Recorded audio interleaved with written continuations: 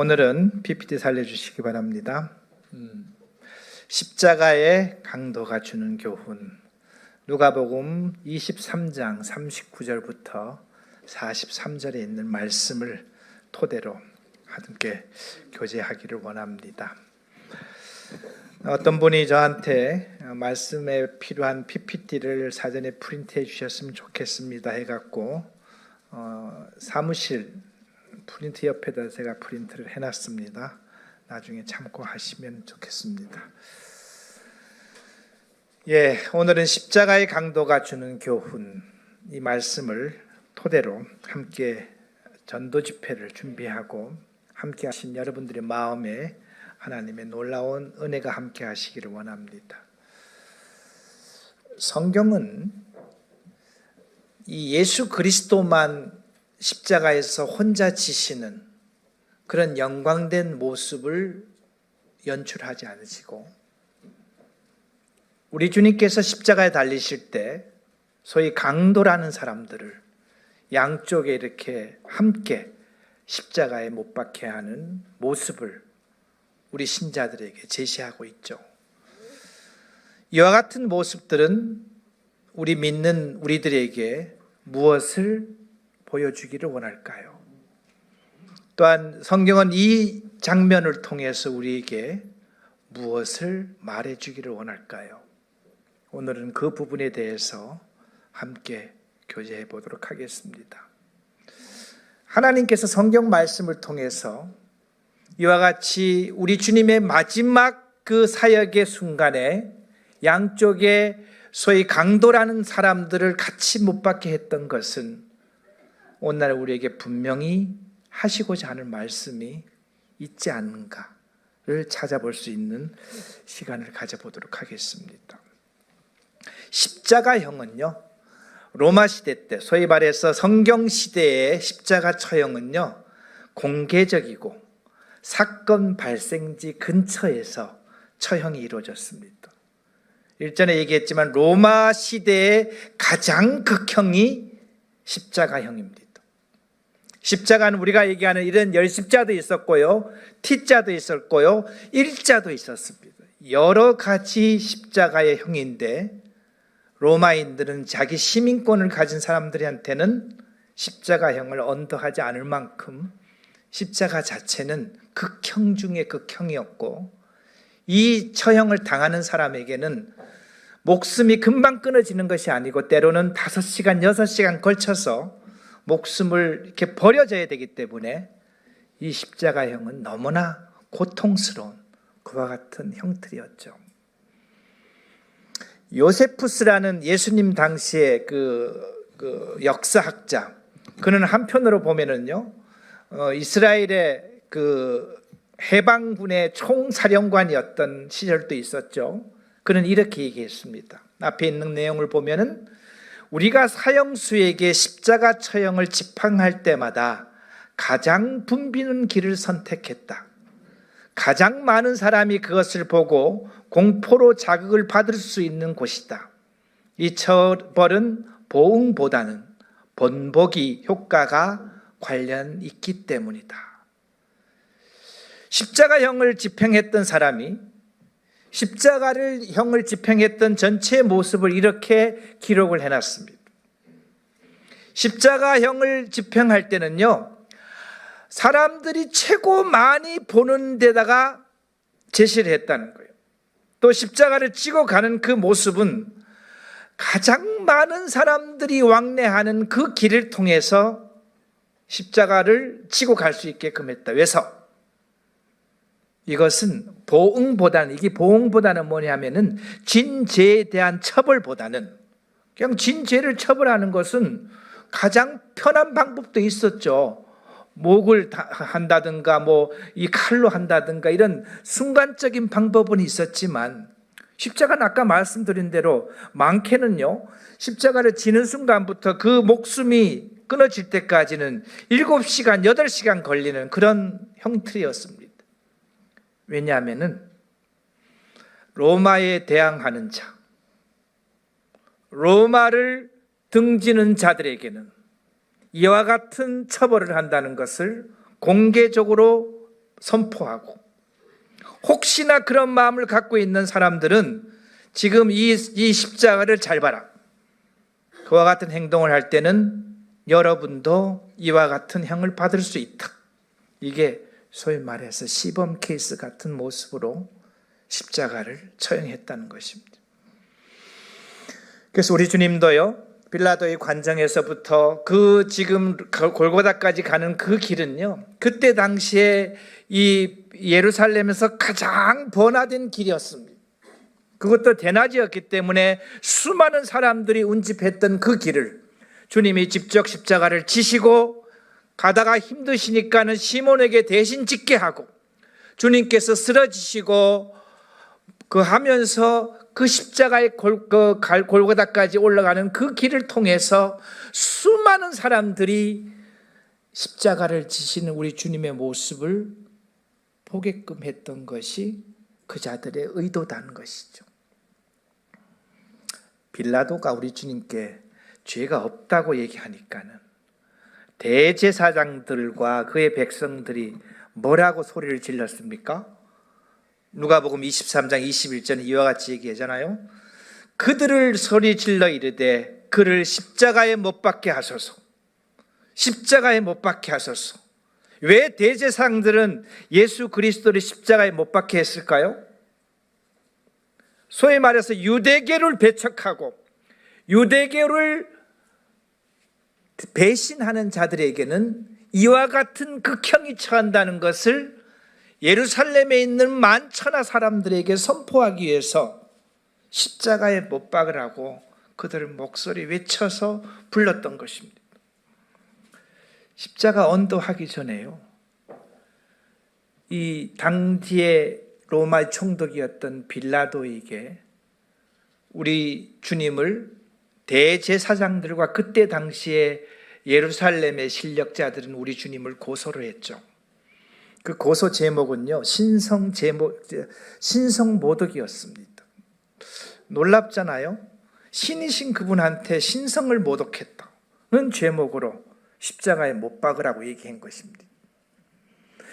그런데 빌라도가 3번씩이나 얘기했던 그 모습을 보면서 우리는 한 번쯤 이 빌라도가 선언했던 것을 한번 돌아볼 필요가 있습니다. 처음에 23장 4절에 보면요, 빌라도가 대제사장들과 무리에게 이르되 내가 취조를 해보니까 이 사람에겐 죄가 없다. 처음에 이렇게 얘기했습니다. 그래도 뭐 십자가에 못 박으소서 하니까는 두 번째는 밑에 있는 빨간 글씨만 보겠습니다.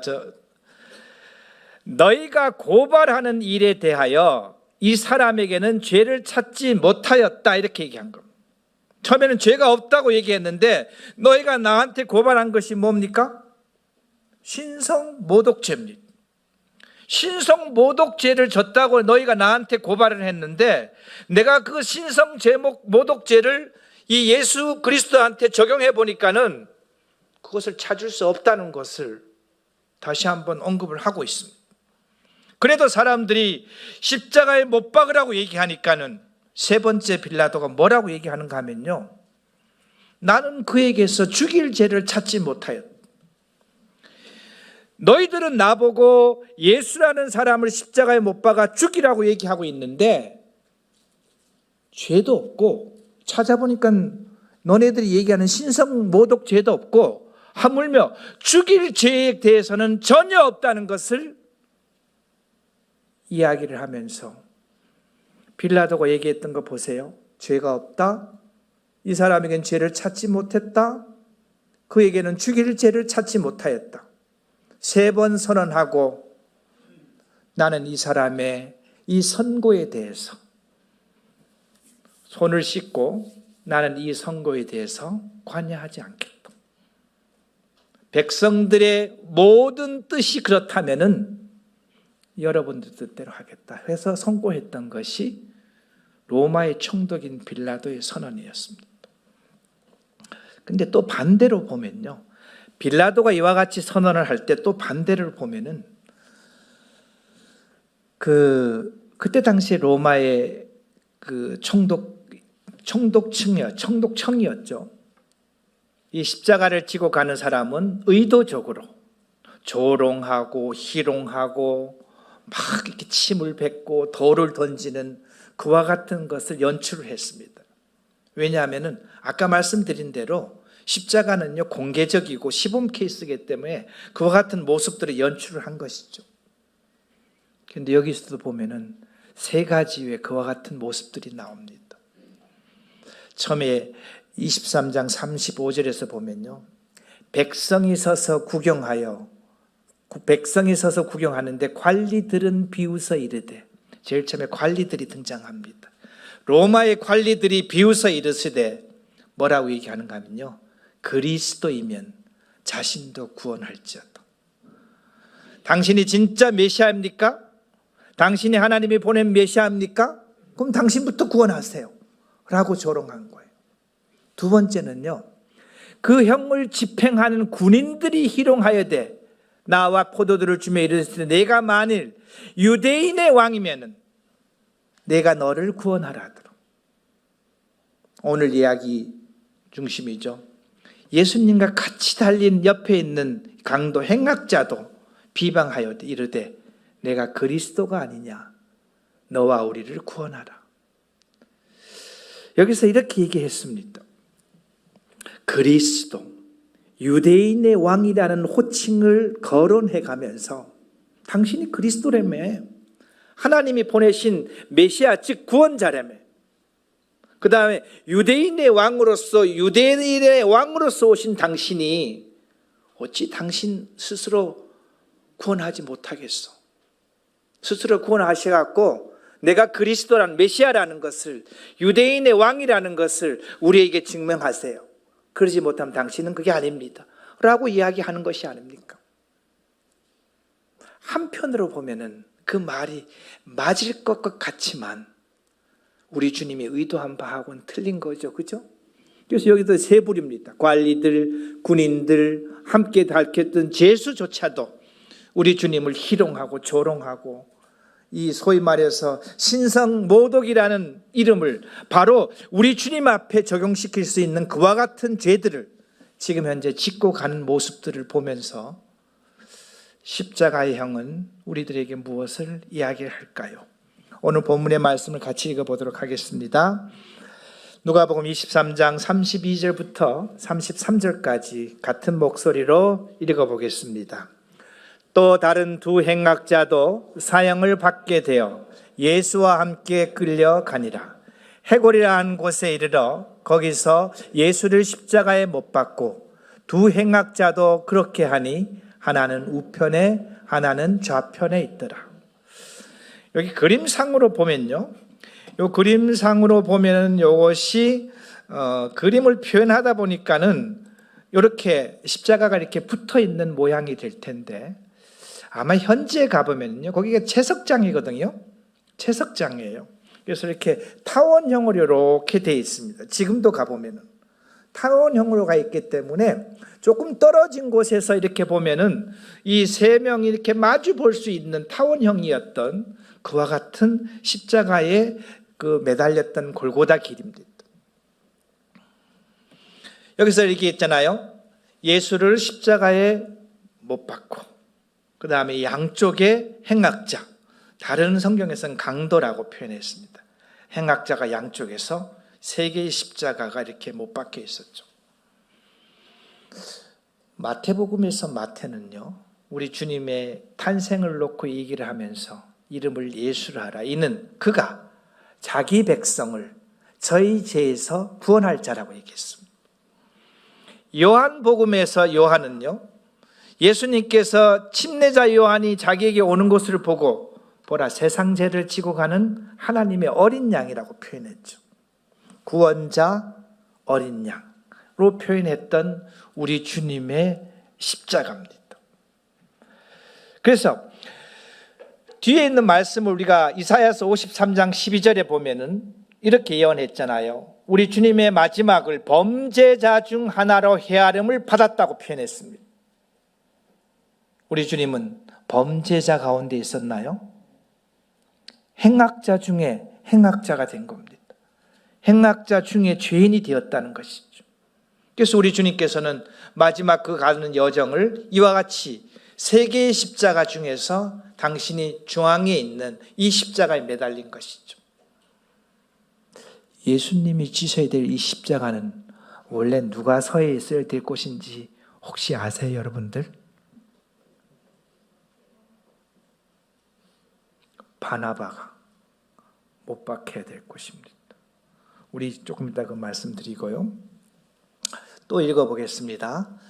달린 행악자 중 하나는 비방하여 이르되 내가 그리스도가 아니냐 너와 우리를 구원하라 하되 하나는 그 사람을 꾸짖어 이르시되 내가 동일한 정죄를 받고도 하나님을 두려워하지 아니하느냐 우리는 우리가 행한 일에 상당한 보응을 받은 것이니 이에 당연하거니와 이 사람이 행한 것은 옳지 않은 것이 없도다.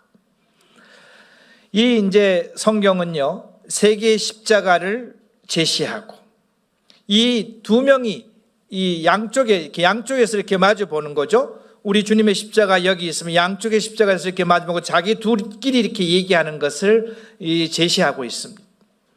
제일 처음에 얘기한 사람이 왼쪽인지 오른쪽인지 성경은 얘기 안 했지만 한 사람은 예수님한테 비방을 하는 거예요. 당신 그리스도라며? 어찌 해봐. 우리도 살리고 당신도 살리고 그렇게 어떻게 해볼 수가 없겠습니까?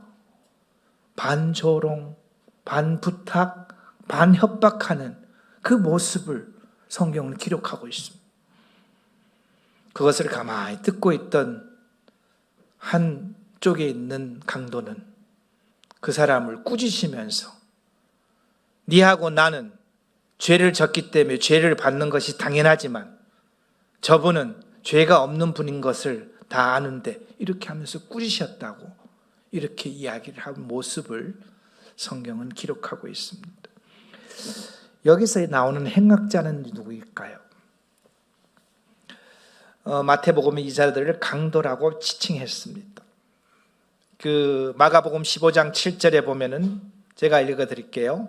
밀란을 꾸미고 그 밀란 중에 살인하고 체포된 자 중에 바라바라 하는 자가 있는지라. 그러니까는 밀란을 꾸린 거예요. 누굴 대항으로 지금 현재 밀란을 뿌렸을까요? 로마를 대상으로 한 거예요. 그럼 이 자들은 왜 십자가에 못 박혔을까요? 로마에 반역한 거예요. 이스라엘에게는 잘한 사람들일까요?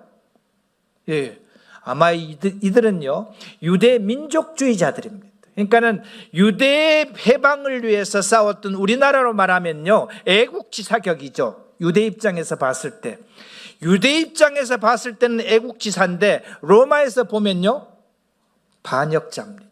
그래서 로마에 반역을 했기 때문에 이들은 어떻게 못 처리하느냐? 십자가형을 치른 거예요. 그래서 양쪽에 있는 행악자와 바나바라는 사람은요 동일한 집단에 있는 사람으로 모든 성경학자들은 추정합니다. 특히 바나바는 그 민족주의자들의 그러니까는 대장격이고 우두머리 격이기 때문에 이 제일 먼저 처형을 받아야 될 사람이 바나바인데 빌라도가 바나바와 예수 그리스도 둘 중에 누구를 사면하랴 이렇게 했을 때 진짜 로마에서 사면을 해서는 안 될 그를 바나바를 사면하게 되는 것이죠. 왜서요? 예수 그리스도를 십자가에 못 박으라는 소리가 너무나 컸기 때문에. 그래서 이 행악자들은 다른 성경 전체적으로 봤을 때 헤롯 땅 또는 민족주의자 이렇게 봐서 로마의 한거에서 이스라엘의 독립을 위해서 싸웠던 그런 자들이었다고 우리는 볼 수가 있습니다. 바나바라는 이름 뒤에 예수라는 이름이 같이 붙어 있어요. 그는 칼을 통해서 로마로부터 이스라엘을 일시적으로 해방하고자 했던 자. 근데 우리 주님도 이름이 예수라는 이름이 있잖아요. 그죠? 우리 주님은 그들의 죄를, 그들의 백성의, 그들의 죄를 죄 가운데서 구원할 자. 맥락이 비슷하나요? 한쪽은 영적으로 해방을 추구하는 사람이고 하나는 정치적으로 해방을 추구했던 바나바라는 사람이 이 못 박혀야 될 그곳에 우리 주님이 이제 못 박혔다는 것을 볼 수가 있습니다. 두 죄수의 차이가요, 조금 전에 우리가 읽었듯이 한 사람은 창조주이신 예수 그리스도를 비방하고 조롱하고 소위 말해서 그 세상 말로 염장을 질러가면서 당신이 그리스도거든, 나도 살려주고 당신도 살아보세요, 그래야지 당신이 그리스도인 것을 세상에 만천하에 접목하지 않겠습니까? 이렇게 표현했던 것이 한 사람이에요.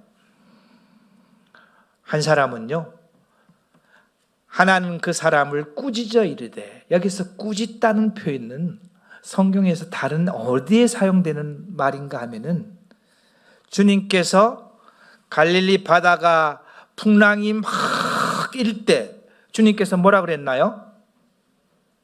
바다야 잠잠하라, 이렇게 할 때 꾸짖다는 표현을 썼습니다. 우리 주님께서 바다를 꾸짖으신 거예요. 조용히 해, 창조주가 여기 있으니까 조용해라. 그 다음에 언제 또 이 말을 사용했는가 하면요, 귀신 들린 자가 우리 주님 앞에서 막 이렇게 난리를 칠 때 우리 주님께서는 그를 꾸짖어서 나와라, 이렇게 표현할 때 꾸짖다는 표현을 쓴 거죠. 그 꾸짖다라는 표현을 이 지금 현재 그 소위 선량한, 그래도 예수 그리스도에 대해서 알고 있는 이 사람이 예수님을 비방했던 사람들에게 꾸짖어서 이르시되, 내가 동일한 정죄를 받고도 하나님을 두려워하지 않느냐? 진짜 하나님을 두려워하지 않느냐? 이 앞에 계신 분은 이 사람은 하나님이시라는 것을 알았을까요? 성경의 문맥을 보면 이분은요, 예수 그리스도가 하나님의 아들이라는 것을 알았던 것 같아요. 성경의 전체적인 문맥을 보면. 또 예수 그리스도에 대해서 들은 사람이에요. 또 예수 그리스도에 대해서 알아본 사람입니다. 그래서 이 사람은 이렇게 얘기하잖아요. 하나님을 두려워하지 아니하느냐. 그래서 앞에서 예수 그리스도를 정죄하는 사람과 이 정죄하는 사람을 꾸짖는 사람, 이 꾸짖는 사람은요, 본인이 죄인인 것을 분명히 얘기를 하고 있고, 본인이 죄를 받아갖고 심판받는 것은 당연하지만, 우리 앞에 있는 이분은 그와 같은 악한 일을 한 것이 없다, 이렇게 표현하고 있는 것이죠. 구속의 사역의 출발점은요, 본인이 죄인이라는 것부터 시작이 됩니다. 여러분, 병원에 가서 의사 선생님이 왜 오셨어요? 이렇게 물으면은 환자는 뭐라고 얘기하죠? 제가 어디가 많이 불편하거든요, 이렇게 얘기하는 것이 환자가 해야 될 일이나요? 근데 환자가 저 아픈 데 없는데요? 그럼 의사가 뭐라고 얘기하죠? 그럼 여기 왜 왔어? 이렇게 표현하잖아요. 그죠? 하나님 앞에 나오는 자가 자기가 죄인이라는 사실을 인정할 때 하나님의 은혜의 프로그램은 그때부터 가동이 됩니다. 하나님의 은혜라는 프로그램이 가동이 되면서 하나님의 말씀이 들어올 수가 있고, 그것을 우리는 의의 빛이 비춰준다 그러잖아요. 그죠? 의의 빛이 비춰질 수 있는 것이에요. 반대쪽에 있던 강도는 그것을 알고 있는 거예요. 나는 죄인이다. 앞에 계신 이분은 아무 죄가 없는 분이다. 이렇게 이야기를 하면서 우리는 우리가 행한 일을 상당한 보응을 받는 것이니 이것은 당연하다. 우리가 이 로마를 대상으로 지금 현재 소위 말해서 쿠데타를 일으키고 반란을 일으키고 밀란을 일으켰으니까 로마법에 의하면 우리가 십자가에 못 박는 것은 당연하지만, 이 사람 예수 그리스도 이분이 행한 것은 옳지 않은 것이 없다. 옳지 않은 것이 없다는 말은 뭐예요? 틀린 것이 없다는 거예요. 모든 것이 다 맞다는 겁니다.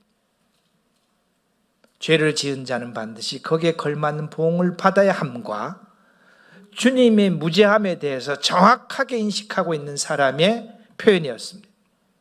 이 행악자는 이 심판이 사실을 본인이 아는 것이 그치는 것이 아니고, 같이 달려있는 예수님을 비방하는 자에게도 분명히 꾸짖으면서 경고하면서 우리는 잘못되었다. 그렇지만 저분은 잘못된 것이 없기 때문에 저분을 비방하는 것은 잘못됐다는 것을 정확하게 알고 있다는 것은 내가 누구라는 것을 정확하게 알고 있다는 것이죠. 하나님 앞에 나가는 모든 자들은요, 내가 누구라는 것을 정확하게 인식하는 데서 출발합니다. 구원받은 신자들도요, 하나님 앞에서 우리가 이와 같은 표현을 할 때 하나님 저를 불쌍히 여겨주세요. 그런 표현을 할 때 하나님 우리 마음속에 편안함을 주실까요? 진짜 편안함을 주십니다. 그래서 이 맞은편에 있는 강도가 표현했던 말들을 성경은 하나씩 지금 현재 기록하고 있잖아요. 이 지금 현재 빌라도의 입을 통해서 예수님이 무죄하다는 것을 성경은 얘기하고 있고, 맞은편에 달려있는 이 강도의 입을 통해서도 예수 그리스도의 무죄함을 이야기를 하고 있나요? 같이 이야기를 하고 있습니다. 이 순간은요, 예수 그리스도께서 이 땅 가운데서 맨 마지막 순간을 지금 현재 가고 있는 겁니다. 그래서 법적으로도 무죄를 선언받고, 그 다음에 민심을 통해서도 예수 그리스도가 죄가 없다는 것을 확증하면서 십자가의 마지막 기회를 지금 현재 가고 있는 것입니다. 우리는 이런 질문을 평범한 사람이라면 할 수가 있잖아요. 죽은 구세주가 백성을 구할 수 있을까? 예수 그리스도는 백성을 구하러 왔잖아요. 그죠? 그런데 백성을 구하러 온 사람이 죽으면은 그 자가 어찌 백성을 구할 수 있겠어요? 세상의 논리는 그게 가능할까요? 불가능합니다. 죽은 메시아가 어떻게 조국을 위해서 할 수 있을까요? 메시아가 이 소위 말해서 이스라엘 나라를 로마에서 해방을 시키려면은 이 백성의 리더가 살아 있어야 되는 거예요? 이 땅에 없어야 되는 거예요? 살아 있어야지만 로마에서 회복시키고 해방시킬 수 있는 길을 열 수 있는 거 아닙니까? 그죠? 왕이 차가운 시신이 되어 있어서 어떻게 하나님 나라를 세울 수 있겠어요? 유대인의 왕이라고 얘기했는데 이 유대인의 왕이 시신이 돼서 무덤 속에 있으면은 그가 어찌 유대인의 나라를, 하나님 나라를 건설할 수 있겠습니까? 이게 세상 사람들이 볼 수 있는 평범한 질문이죠. 그런데 우리 주님은 그와 같이 얘기 안 하시잖아요. 요한복음 8장 23절 다 같이 읽어보겠습니다. 예수께서 이르시되 너희는 아래서 났고 나는 위에서 났으니 너희는 이 세상에 속하였고 나는 이 세상에 속하지 아니하였느니. 우리 주님이 이 세상에 속히지 않았기 때문에 세상의 방법대로 하면 1번, 2번, 3번의 질문이 맞습니다. 세상의 방법으로 하면 좀 1, 2, 3번이 맞는 거예요. 그런데 우리 주님은 세상의 방법으로 접근한다고요? 아닙니다. 우리 주님은 하늘의 방법으로 접근하는 것이죠. 그래서 우리 주님은 신이신 그분이, 창조주이신 그분이 인간을 구속하기 위해서, 인간을 살려주기 위해서 인간이 되셨던 그분이시잖아요. 그래서 그분이 오신 것은요, 죽어야지만 이 땅 가운데서 당신이 오실 일이 완성이 되는 겁니다. 이게 하나님의 법이라는 것이죠. 죽어야만 이 모든 것이 가능한 것이 하나님의 계획이고 섭리라는 거예요.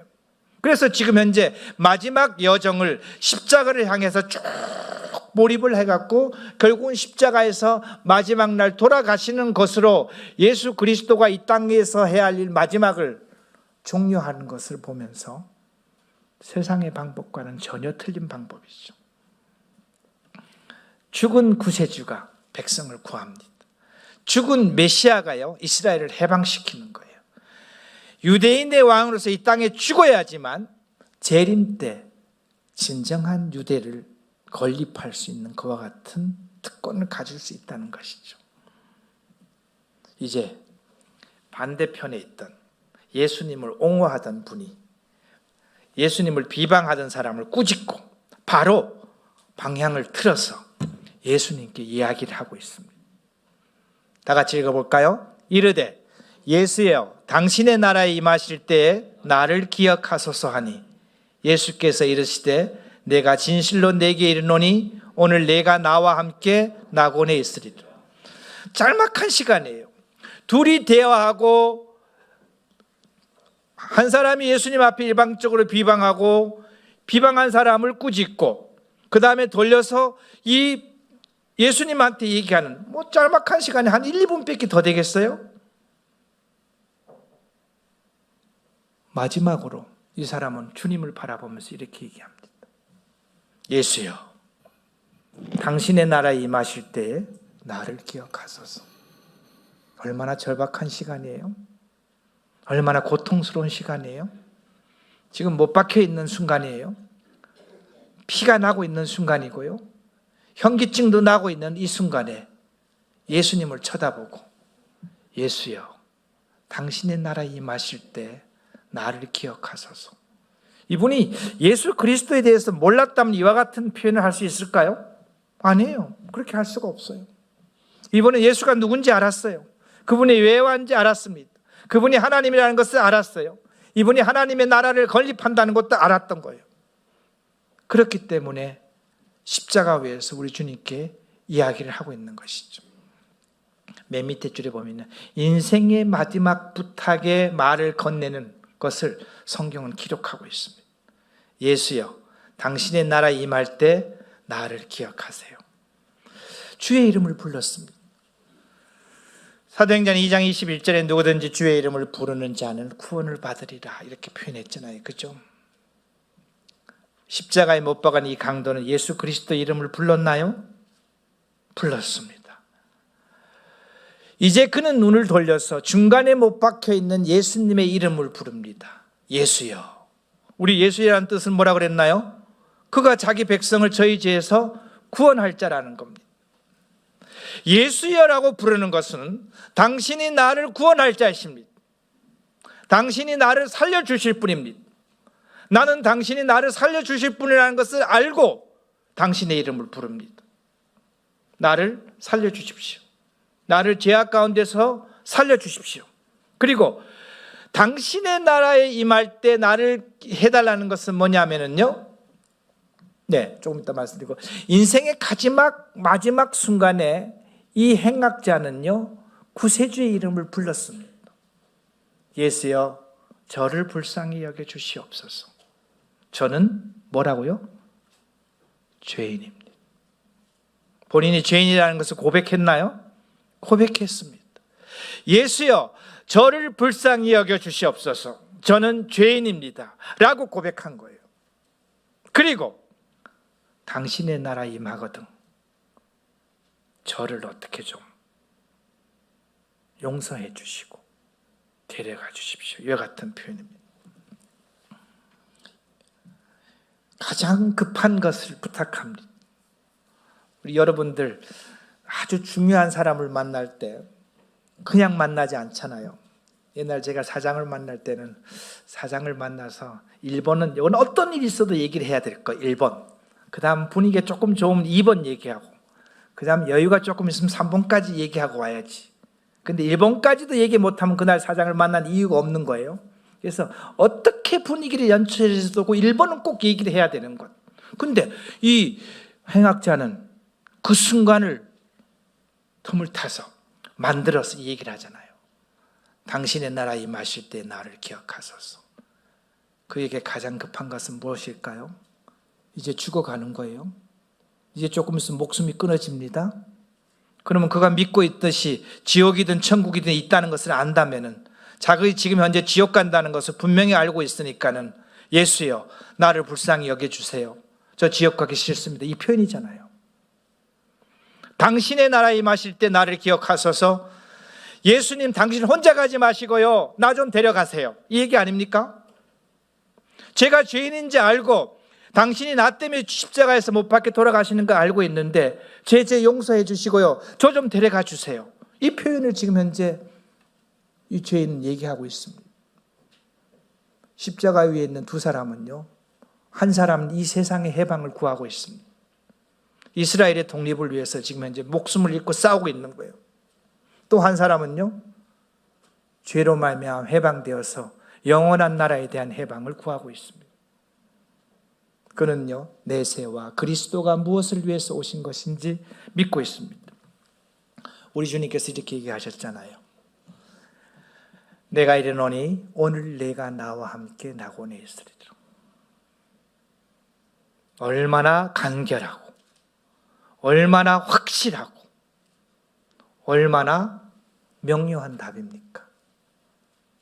오늘 미래도 아닌 바로 즉시 네가 죽음과 동시에 어디에 있겠다고요? 낙원에 있겠다. 우리 주님과 함께 있겠다는 소리예요. 우리 주님이 보좌 우편에 계시는 그곳에 이 죄수를 같이 데려가겠다는 거예요. 누구랑 함께 있겠다고요? 앞에 있는 예수 그리스도와 너는 함께 있을 것이다. 우리는 여기서 이런 것을 볼 수 있습니다. 마지막 순간에 예수님과 함께 있게 해달라고 구한 행악자에게 장차 재판과이신 주님은요, 가장 높은 하늘에, 그게 어디예요? 우리 주님 계신 곳입니다. 신자들이 가야 될 곳이에요. 믿는 모든 사람들이 가야 될 하늘나라입니다. 가장 높은 하늘에 인류 최초로 주와 함께 하는 영광을 받았습니다. 진짜로 인류 최초로요, 예수 그리스도께서 부활하신 이후에 그 자리에 가장 먼저 가 있던 사람이 누구일까요? 아브라함일까요? 야곱일까요? 아닙니다. 이 사람입니다. 이 사람은 그와 같은 놀라운 특권을 받은 거예요. 네가 오늘 나와 함께 낙원에 거하리라고 했기 때문에 인류 최초로 주와 함께 영광을 받는, 그와 같은 사람이 영광을 받는 그 놀라운 축복을 받았다고 성경은 말하고 있는 것입니다. 이분이 뭐라고 얘기했기 때문에요? 예수여, 나를 불쌍히 여겨 주시옵소서. 나는 죄인입니다라고 얘기했을 때, 그리고 당신의 나라에 임할 때 나 좀 데려가 주세요, 이렇게 얘기했다니까 우리 주님이 네가 오늘 나와 함께 낙원에 거하리라. 우리 성경으로 보면 이분이 인류 최초로 하나님과 그 보좌 옆에 있는 평범한 사람이었을까요? 저는 그렇게 분별합니다. 구약의 성도들은 낙원에 있거든요. 그러니까 여기는 아직도 한 명도 없는 거예요. 우리 주님께서 이제 십자가를 통해서 하늘나라의 문을 최초로 열으신 거잖아요. 믿는 자를 데려가는 그 하늘나라의 문을 최초로 열었는데 이 행악자가 최초로 함께 가는 영광을 받았다는 것이죠. 우리 주님의 섭리는요, 그 겟세마나에서는 아버지 할 수만 있으면 십자가형에서 저를 어떻게 좀 해결해 주세요. 그렇지만 제 뜻대로 하지 마시고 아버지의 뜻대로 하시옵소서. 그리고 우리 주님은요, 능력이 없어서가 아니라 얼굴에 침을 뱉는 군병들에게, 채찍을 두드리는 그 군병들에게, 조롱하는 관리들에게, 옆에 같이 달려서 비방하는 이 행악자에게 아무 얘기를 하지 않았습니다. 왜서요? 이걸 하셔야지만 인류를 구할 수 있다는 우리 주님은 분명한 목적이 있었기 때문에 그와 같은 것을 하셨죠. 우리 주님이 십자가에 달리면서 두 가지 일을 하셨습니다. 첫 번째 뭐 했는가 하면요, 자신의 사형을 집행하는 자들을 용서를 빌었습니다. 아버지여, 저들의 죄를 누구에게 돌리지 말라고요? 저들에게 돌리지 마세요. 그리고 두 번째, 십자가에서 회개하고 믿음을 고백한 그 사람에게 특별한 은혜를 베풀어 갖고요, 하늘나라로 바로 데려가는 축복을 하신 사람이십니다. 사형 선고를 받고 그 형을 집행당하고 계신 예수님은요, 마지막 순간까지 사람들의 죄를 사하시고 낙원으로 가는 길을 열어가셨습니다. 우리 주님은 열으셨나요? 낙원의 길을 당신이 가시면서 낙원의 길이 열렸는데 그 길에, 동행길에 누굴 손잡고 지금 가신 겁니까? 강도 하나를, 회개한 강도 하나를, 믿음을 고백한 그 강도 하나를 손잡고 새로 열어놓은 그 하나님 나라의 그 엄청난 하늘나라에 손잡고 가신 놀라운 길을 하신 것이죠. 우리 여기서 보면요, 십자가에 있는 두 제수를 볼 때 이 땅의 해방만 구한 사람, 로마를 위해서 항거하고 로마를 위해서 싸운 사람은 십자가의 죽음으로 끝났습니다. 그는 지옥 갔을 거예요. 그런데 죄 용서를 구하고 예수 그리스도에게 불쌍히 여겨 달라, 그리고 당신 나라에 갈 때 나 좀 데려가세요, 이렇게 부탁했던 사람은요, 주님과 낙원에서 즉시 가는 영광을 누린 것을 볼 수가 있습니다. 요한복음 3장 16, 17절 우리 다 함께 읽어보겠습니다. 하나님이 그 아들을 세상에 보내신 것은 세상을 심판에 하려지 아니요 그로 말미암아 세상이 구원을 받게 하려 하십니다. 우리 주님이 이 땅 가운데 오신 분들은요, 모든 사람이 구원받기를 원하는 겁니다. 모든 분들이 구원받기를 원하고 모든 분들이 이 강도와 같이 하나님 나라에 존재하기를 원하는 겁니다. 우리 지난 시간에 99마리의 양을 두고 잃어버린 한 마리의 양을 찾았던 목자의 모습을 예수님에게 적용을 시켰었잖아요. 그죠? 우리 주님은요, 마지막 순간까지 한 마리의 양을 구해서 그 한 마리의 양을 데리고 한나라에 가셨습니다.